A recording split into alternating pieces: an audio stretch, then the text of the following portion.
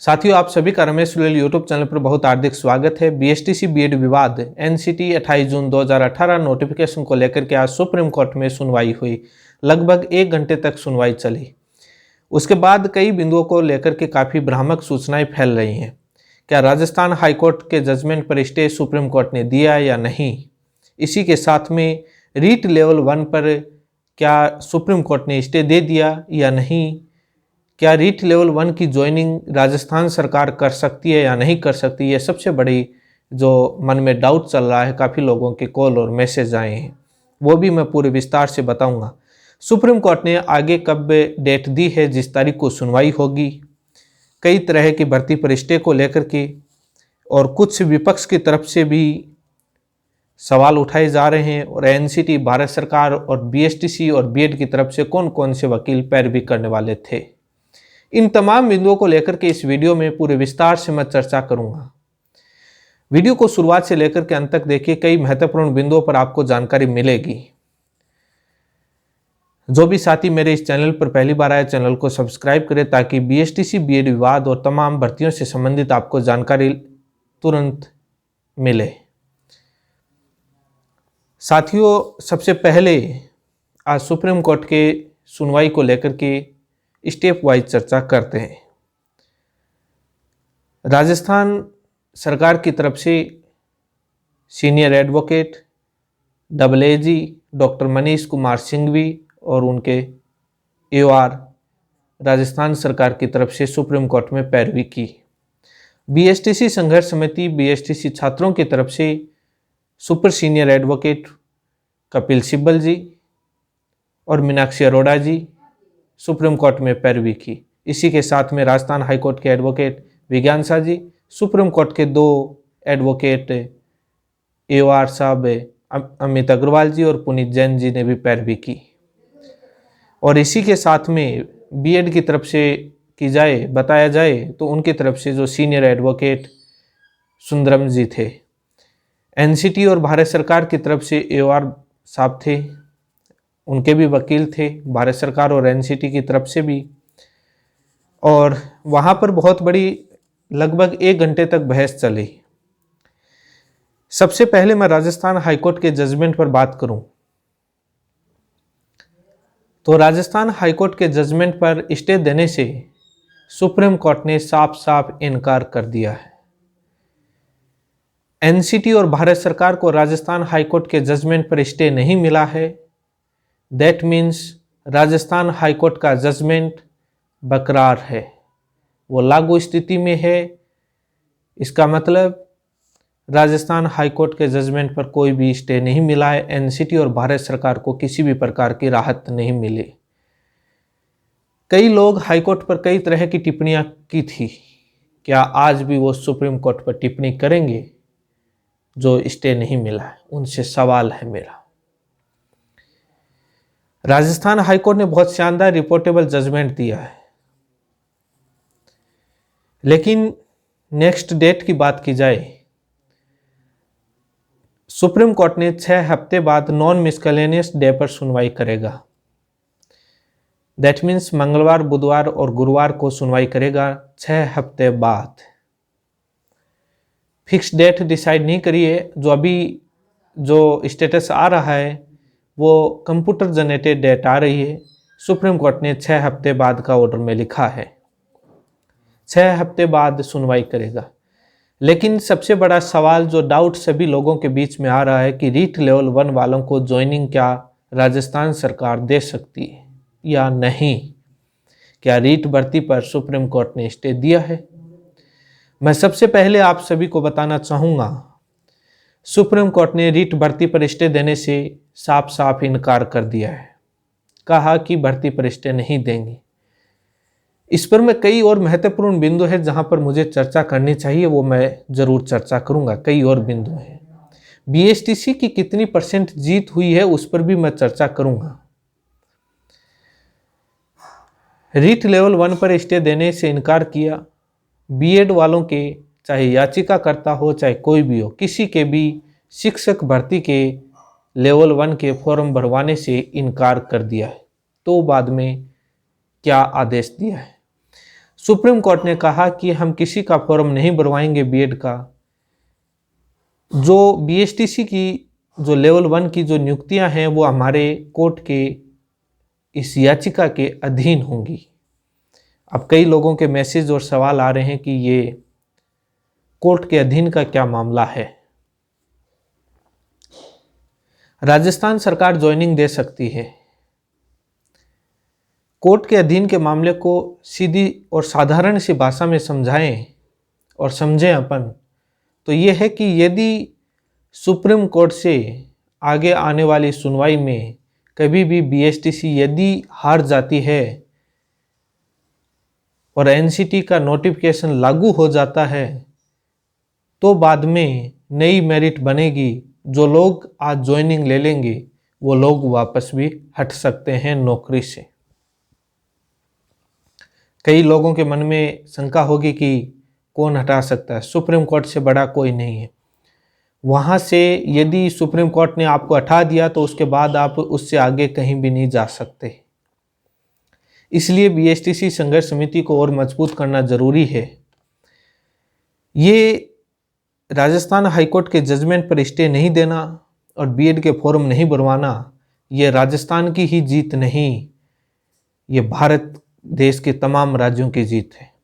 पंजाब हो, पश्चिम बंगाल हो, हिमाचल हो, बिहार हो, तमाम राज्यों के छात्रों की जीत है। तमाम राज्य के छात्रों की जीत है। राजस्थान के साथियों को कई राज्यों से सहयोग मिला, पंजाब से भी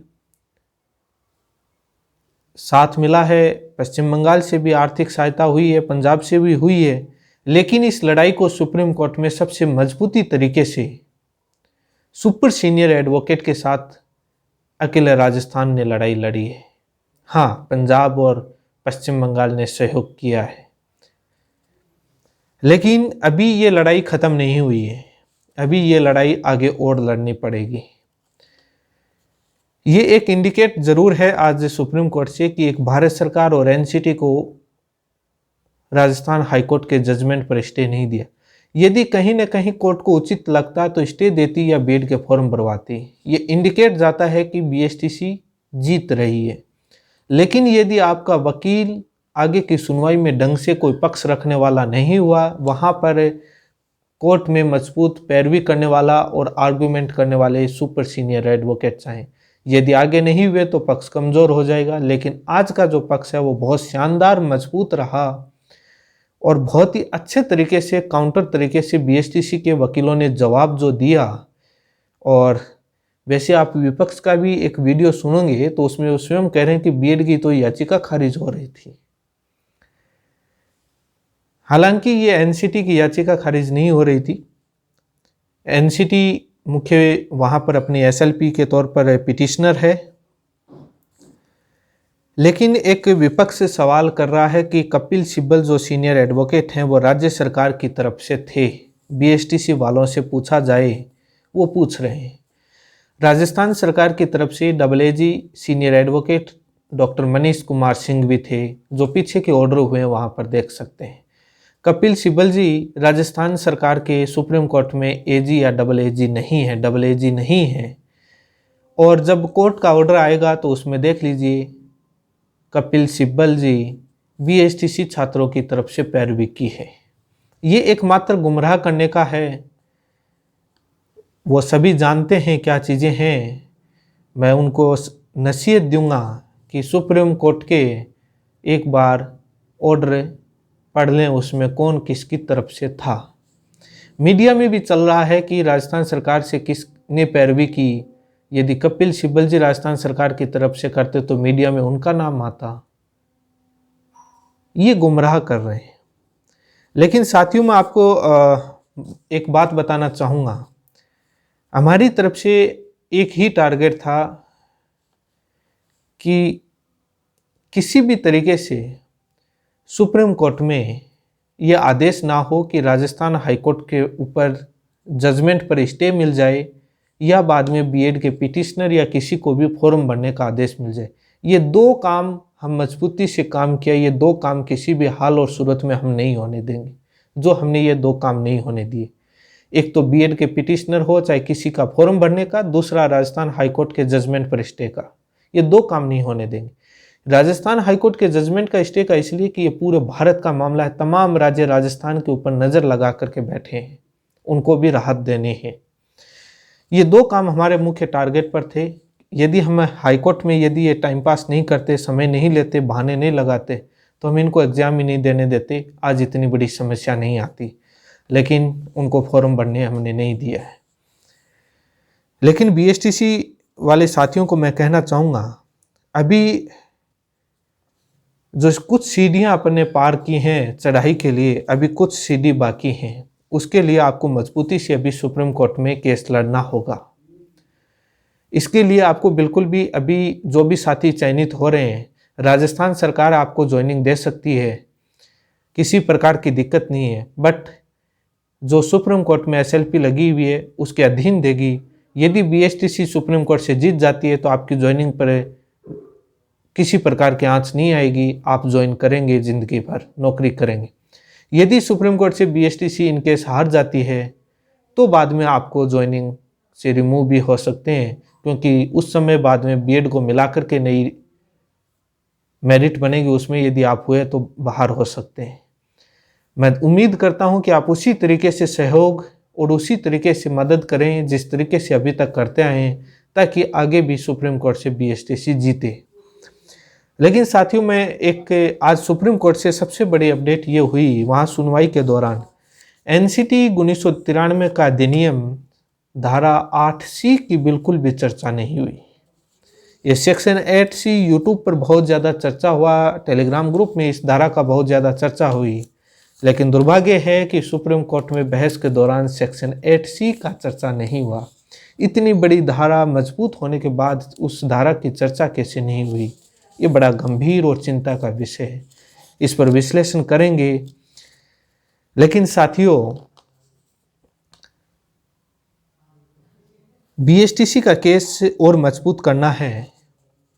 6 हफ्ते बाद सुनवाई होगी, उसके लिए उसी प्रकार से सुपर सीनियर एडवोकेट उतरें और मजबूती से आपका केस लड़ें, आप सहयोग करें समिति का। जो चयन होकर के जो ज्वाइनिंग लेटर ले रहे हैं वो किसी भी प्रकार से ये ना समझे कि अब हमारा कोई कुछ नहीं बिगाड़ सकता।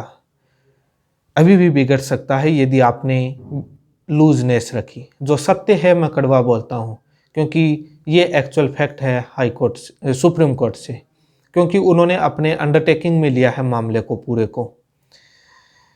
अंडरटेकिंग में याचिका अधीन ही रखना होता है और उस अंडरटेकिंग के मामले में सभी को सावधान रहना जरूरी होता है।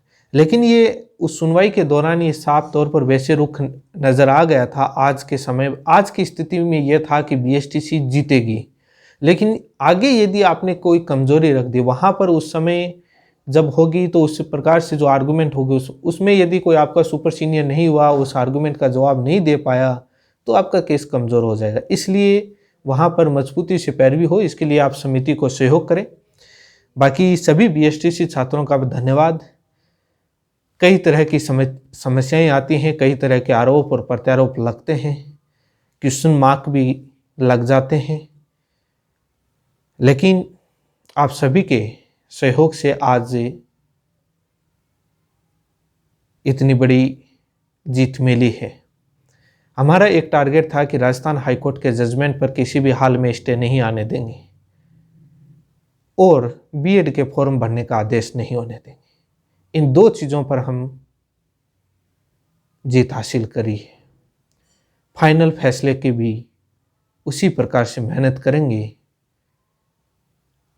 उम्मीद करते हैं कि उसी प्रकार से मेहनत की जाएगी और उसी प्रकार से सहयोग मिलता रहेगा। और रिट भर्ती प्रक्रिया पर किसी प्रकार का स्टे नहीं है। डाउट पुनः क्लियर कर देता हूँ, आपकी ज्वाइनिंग हो सकती है, होएगी, हो सकती क्या है, कोई भी नहीं रोक सकता, लेकिन सुप्रीम कोर्ट के अंडरटेकिंग में। इसलिए उस केस को और मजबूत बनाए। जो चयन हो रहे हैं वो फर्स्ट सैलरी बीएसटीसी संघर्ष समिति को दें। मैं उम्मीद करता हूँ कि 1 नहीं, 2 नहीं, 5-5 सीनियर एडवोकेट उतार सकें और एक इतिहास राजस्थान की तरफ से रचा जा सके। उम्मीद है कि आप अपनी इस बातों पर खरा उतरेंगे और इसी प्रकार से सहयोग बना रहेगा। ये अकेला एक राजस्थान का नहीं है, मामला पूरे देश का है और कई राज्यों का मामला है। राजस्थान हाईकोर्ट के जजमेंट पर स्टे नहीं आना एक बहुत बड़ी अहम बात होती है। आज ये इस बात की चर्चा जब कानूनी गलियारों में चर्चा की जाती है कि भारत सरकार और एनसीटी की एसएलपी पर स्टे नहीं मिलना बहुत बड़ी बात होती है। कहीं ना कहीं राजस्थान हाईकोर्ट का जजमेंट बड़ा स्ट्रॉन्ग है। बीएसटीसी छात्रों के एविडेंस और उनकी फाइल बड़ी मजबूत है और उनके आर्गुमेंट बड़े मजबूत नजर आए। इसी के साथ आप सभी का बहुत बहुत धन्यवाद।